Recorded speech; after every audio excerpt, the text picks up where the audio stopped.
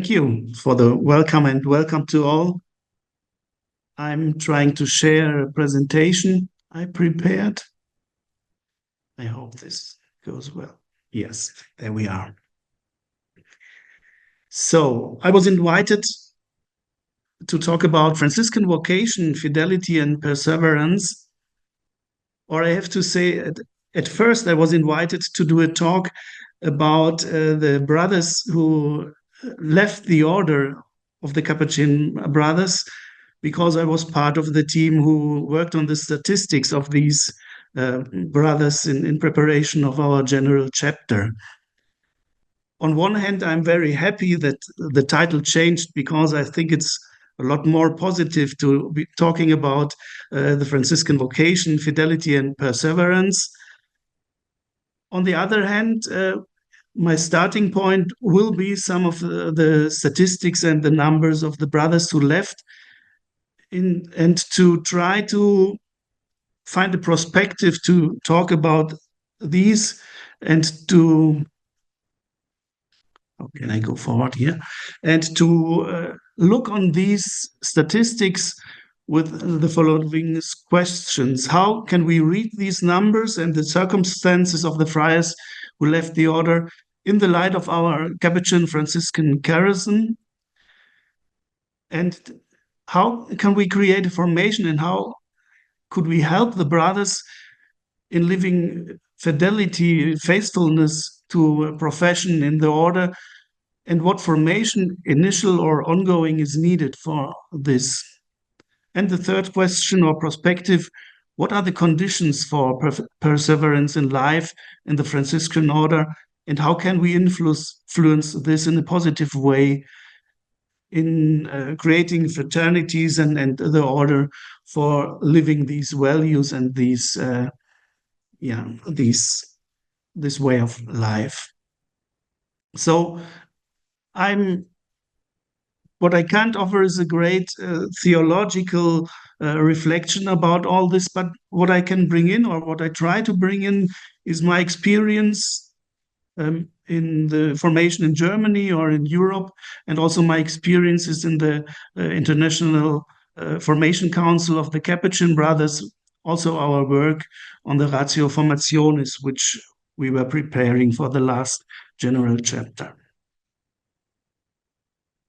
Starting with a little bit of these numbers, so we know where my thoughts are starting. The order of the Capuchin Brothers in the last years, we talked about the years from 2017 to 2022, decreased from 10,073 brothers to 9,638 brothers. And in the same time, we had round about 1,800 novices entering the order.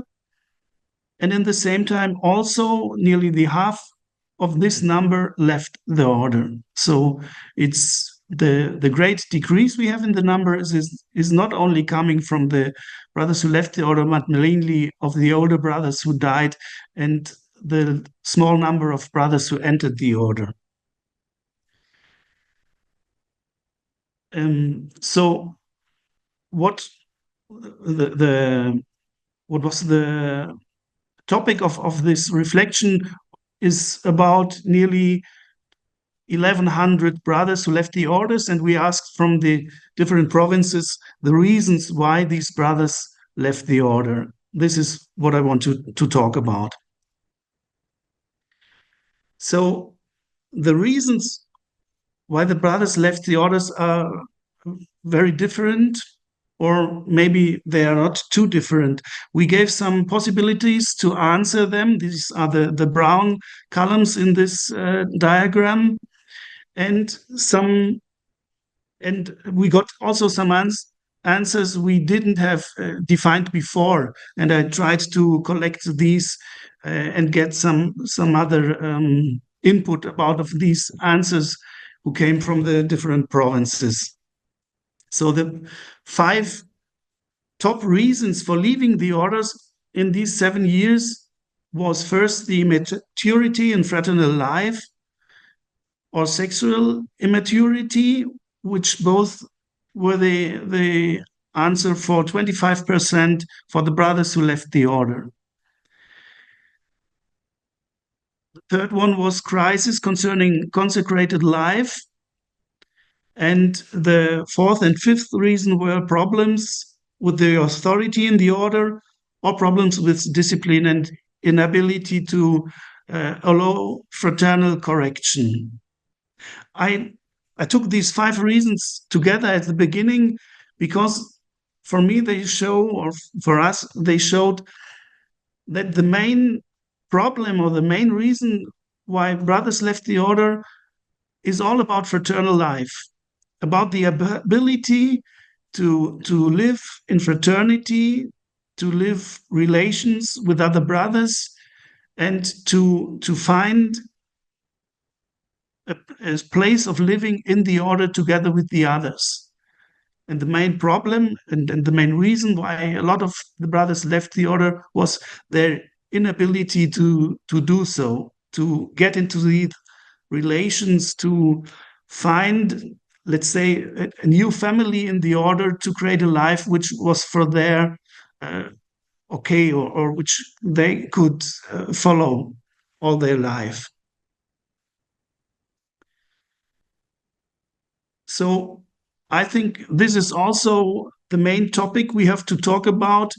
How can we live as religious people in fidelity and in perseverance, our life in the profession for the whole life we want to give?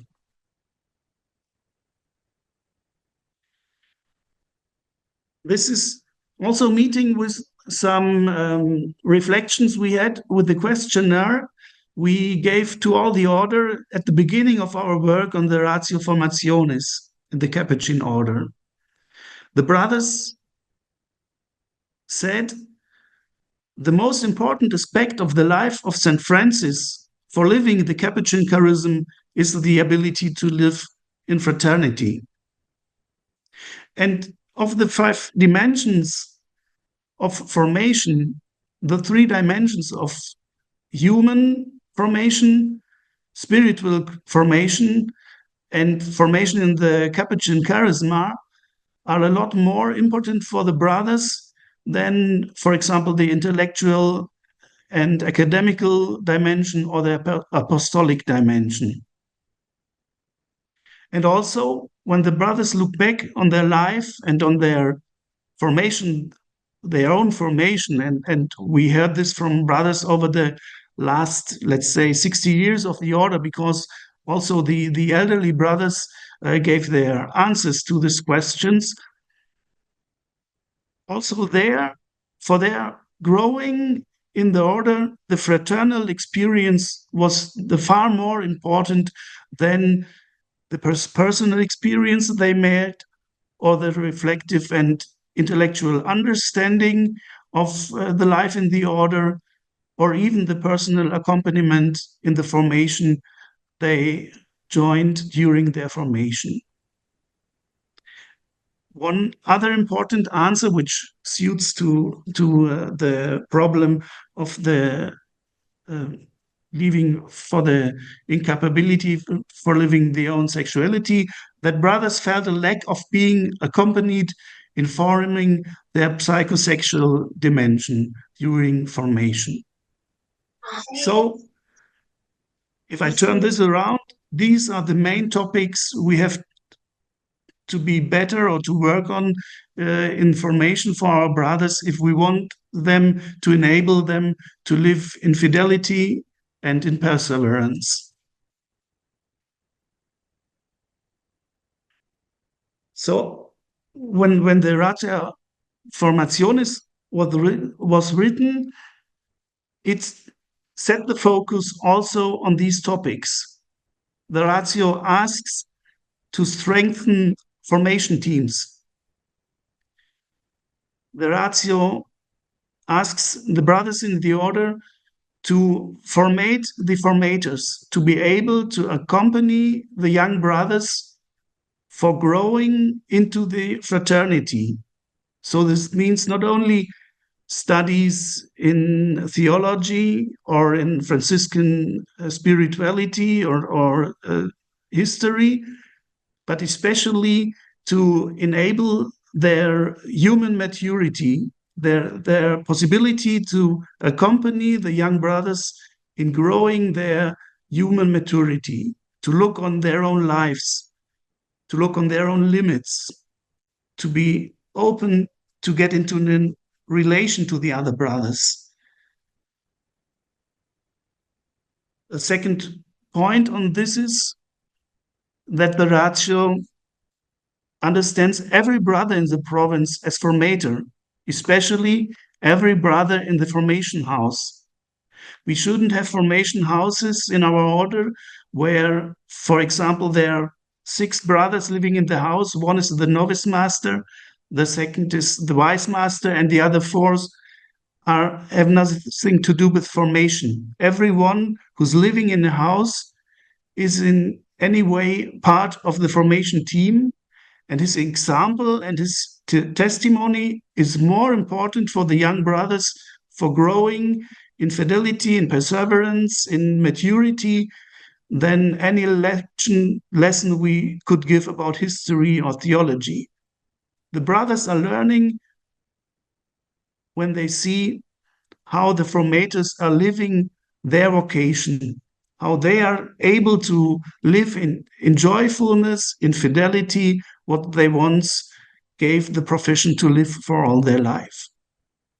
And we have to take this in regard when we are forming houses and when we are forming the fraternities in our formation houses. The Ratio Formationis says also that in initial formation, the forming in fraternal life is always more important than any intellectual work. That academic studies should start after this introduction to the fraternal life, especially academic theological studies. And all studies who are there in the initial formation should have this aspect of forming in fraternal life and in our Franciscan Capuchin charisma.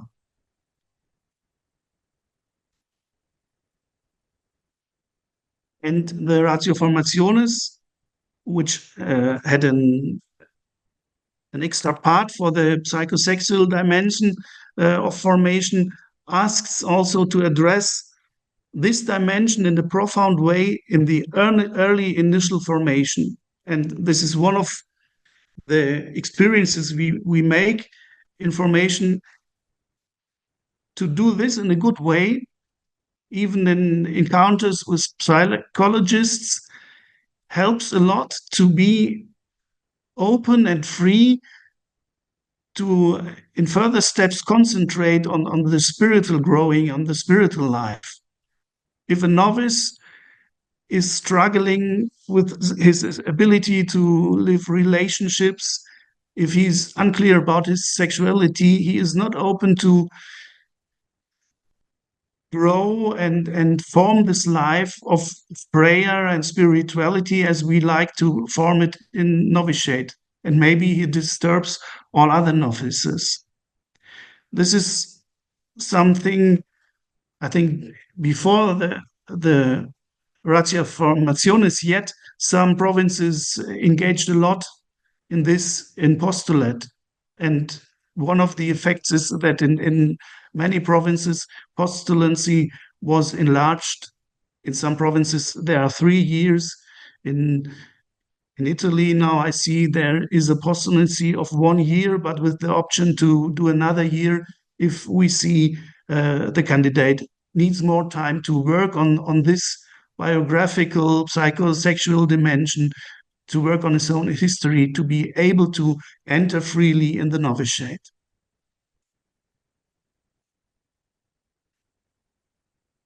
Saying all this, maybe we have to look a moment that the objectives of our formation are in a strong contrast to the world and the culture of provisionality which we are living in. Taking lifelong decisions as we want to do, is not the horizon of experience of young people in this world. A lot of our candidates do not come from from families who are intact or have an experience of well-lived relationships or partnerships.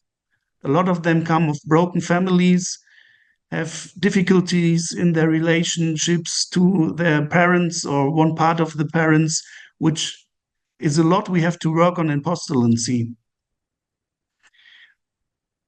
The relationship changes, and a succession of different stages in life with very different lifestyles and ways of living is very usual and normal and socially accepted. A friend of mine from school once said me, after 15 years of matrimony, he was divorced, and he said to me, Harald, the greatest thing was when we divorced, nobody cared. Nobody said that's not good. It was very usual. He had a 12-year-old daughter, and he said, "Oh, for Liza, it's no problem. She's one of the last in her class where the parents are divorcing." And this is the reality. A lot of young people come to us into our orders. Fidelity, statistics say, is high appreciated, and young people talking about fidelity, but nobody knows how this value can live very well. There's no social pressure to remain in decisions, as I said before.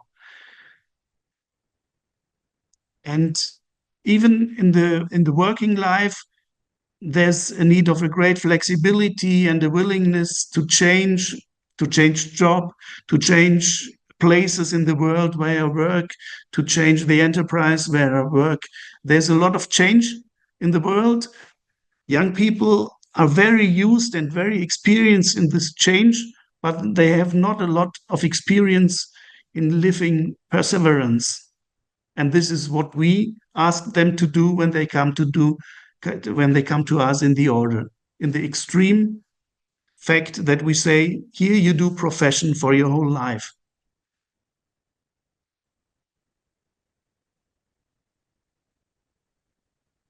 So, returning a little bit to statistics, when did the brothers leave the orders? In which part of their religious life did they do this? We have 70% of the brothers who left the orders who did this in the first 10 years of their religious life, in the first 10 years after temporal vows. And this identifies also with the stage of temporal profession. So 70% of the brothers who left the orders in the last 6 years did this temporal profession, or they did just let out their temporal profession and didn't renew it. What does this mean? What can we read about out of this? One first positive aspect for me in this is that the perpetual profession has a very high value. Obviously, the young brothers are thinking a lot if they really want to do it. It's something holy, it's a profession for all my life, it's something, if I give it, I have to do it all my life. And this is a high value. And I hope and I think that we are accompanying them very well to this point, that if they do it, they have a real possibility to leave it, to live it afterwards. So the question, but when we talk about that on the council, for example, then there's always the question, but it's a high number of brothers who are leaving during this period of their temporal vows. Why is the number so high? What can we do to help the brothers before to enter in a good way? And I talked a lot about this in the beginning. How can we help them in postulancy and in novitiate to take a decision that hopefully lasts more than 10 years afterwards, which will grow into a decision for the whole life. But on the other hand, I will want also to pose the question, when we see this so negative that they leave in the first 10 years, how do we see this whole process of initial formation? Are we able to see this also as a time of discernment? In the answers the provinces gave for the reasons why the young brothers left the order, especially in the Western world, in Western Europe and in North America, some provincials answered, but these brothers left after a good discernment. We accompanied him for some years to do this decision, and then when he left, it was a good decision which we made together. It was in peace, and it was a good step forward for him. Is it a loss for us if we have a brother who lived 7 or 8 years with us and then decided that it's not his way? Is it something positive we could give him on this way? I know some brothers who left after 5 or 6 years, and then it wasn't a lost time. I learned a lot about myself. I learned a lot about life. It was a great help for me to mature, and even this decision to leave the order helped me a lot for the rest of my life.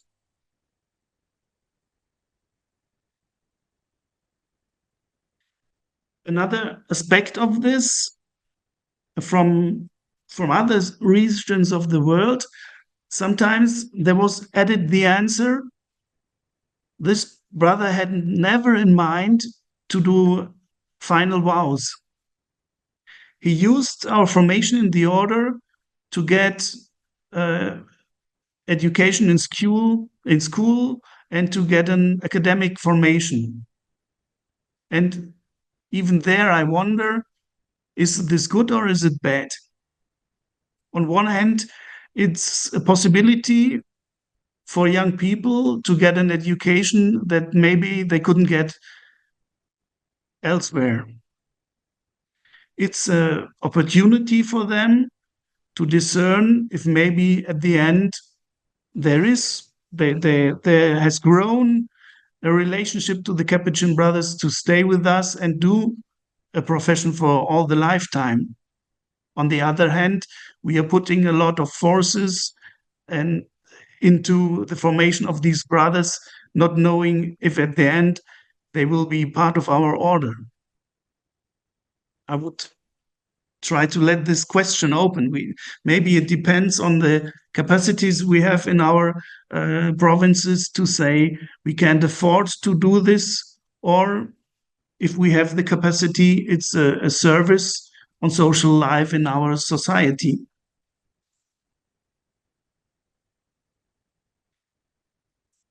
Talking about the factor of time, all this, what I said before, makes very clear the formation of human maturity in a world which is not prepared for this needs time. Maybe we need today more time to form the young brothers than we did in former times, when a lot of maturity was even raised in the families or another circumstance they came from. So we have the effect, postulancy is longer than it was before. In Italy, in the north and center of Italy now, it was decided that the post-novitiate in the next years should always last for 4 years, 1 year more than in the past, because it needs, after novitiate, 1 year which is more informing fraternal life and the Capuchin charism.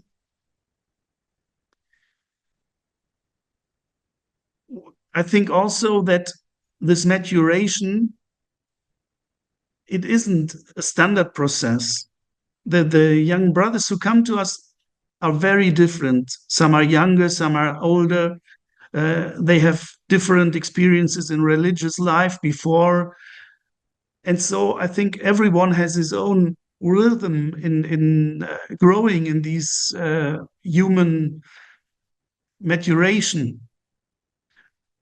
On one hand, we have to offer a standard way with well-prepared steps and a well-prepared accompaniment.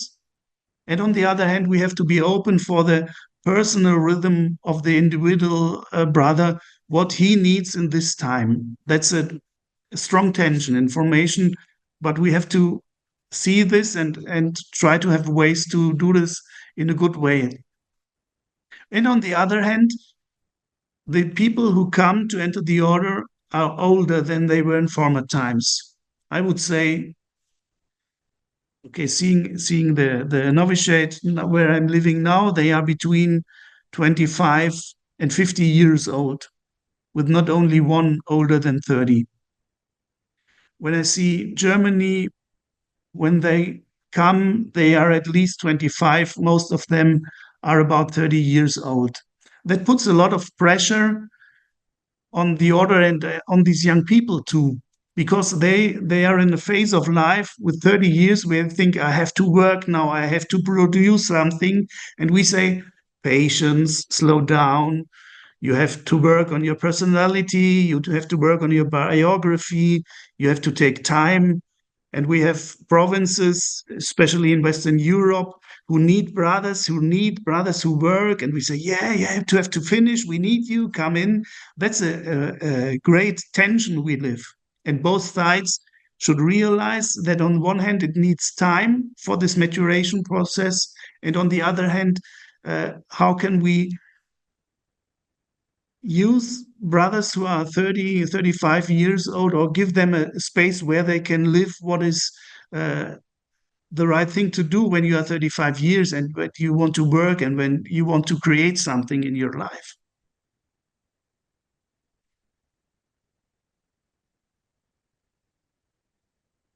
I said 70% of the brothers left the order in the first 10 years of their religious life.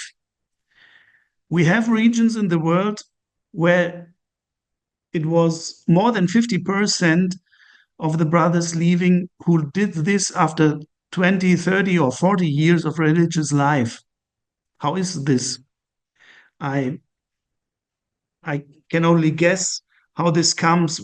We see here the Chenok, which was the central northern part of Europe, where we have overall small numbers of entries, but we have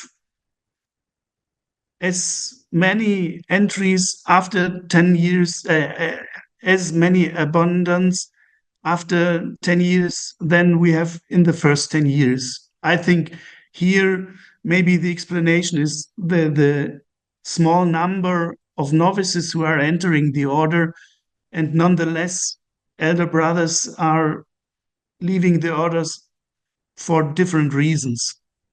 The same on OFMCap, which is the next one, which are the Italian provinces.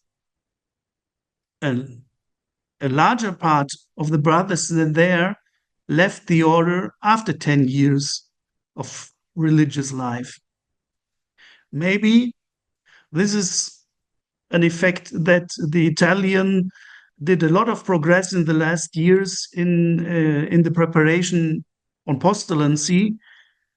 And so maybe we don't see the number of brothers who left the order before entering novitiate or doing temporal vows, which are not in these statistics. On the other hand, I think there is a relationship between the crisis of the order in Europe and brothers leaving the order also when they lived there for 20 years or more. There are some provinces where we have a larger number of brothers who left the orders, who did this in a time when the provinces had to unite because they were diminishing, and then 2 or 3 provinces were put together and were united. This could be the occasion of a crisis in the life of religious. And I say this to talk about the topic of belonging. We have a very high ideal of the belonging what a religious should live. At first, we belong to Jesus Christ. We are called by him, and we find our relationship and our home in him. That's very nice thought, and it's a great thing if we have this vocation. But it's an ideal we have to live it for a whole life. Or the next level is we belong to a worldwide family of brothers.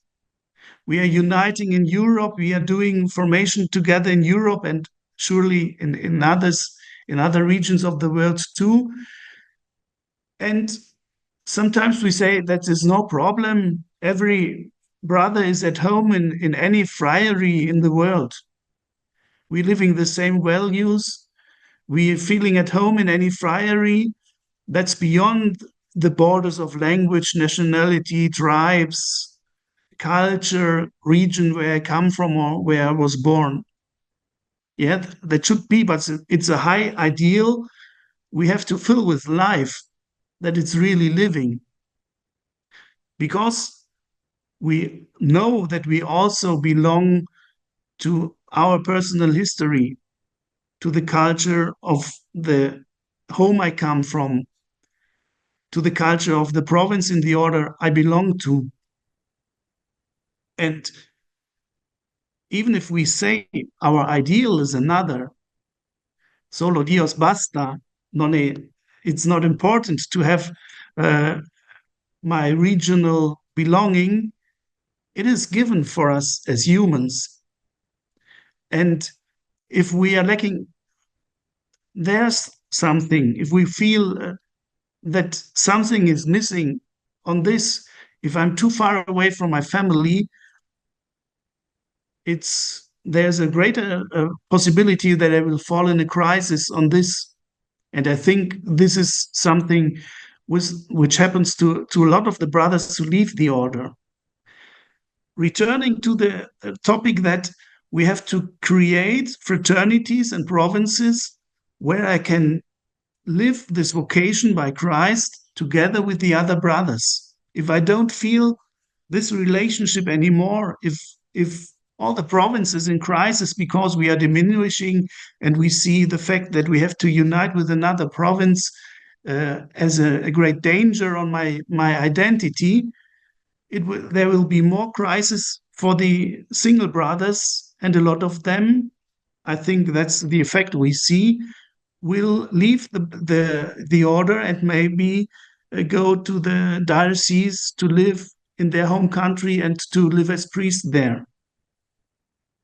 So we have to strengthen our ongoing formation, not only the initial formation. We have to strengthen our ongoing formation, that brothers for all their lives in the order are able to live these relationships with the other brothers, that they are strengthened in their relationship to Jesus Christ on his own, in the Franciscan spirituality, that they are strengthened to live together a crisis that we see in the diminishing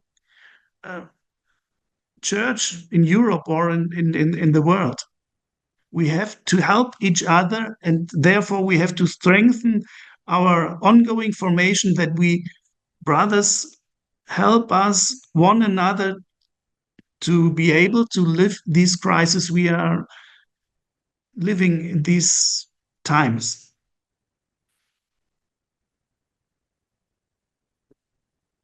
So at the end, I just wanted to formulate, and it's things I talked about earlier, 3 fields of tension I see for our formation that have to be cleared or have to be confronted to be able to form our brothers for a life in fidelity and perseverance. We need well-established formation routines with well formators and well fitted formation houses for the standard processes of formation to enable the young brothers to grow into this way of fraternal life and to trust themselves in our fraternities. But on the other hand, we have to be wakened to see always the individual brother to accompany his personal process of maturation and growing, and to fit this together, that we have space always also for the individual and not only for the process of the group. The second one, we need interprovincial, interregional collaboration for stable numbers information, that the young brothers can make experiences in a group together with other brothers on their age or at least situation in life.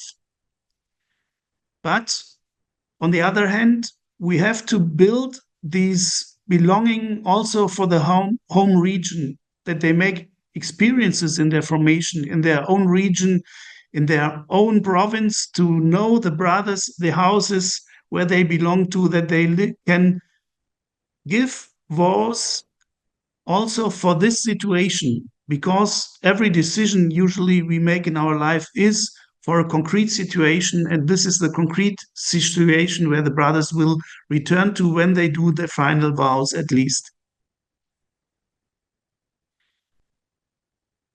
We have to build a space where fraternal life can grow, which is more important than all academic experiences the young brothers can do during their initial formation.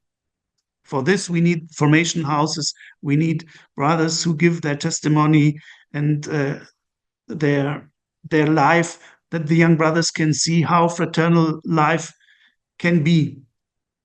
And on the other hand, we have to see that there's a wish for a academic formation, a lot of information we want to give the young brothers for their further religious life, which should be put in a short time. I see it a great tension in this, and very important that we concentrate always on the first point and try to find ways how we can give also the second point. I hope this wasn't too chaotic. That were my thoughts about these things. I hope you have good questions that we can go a little more into it afterwards. Thank you.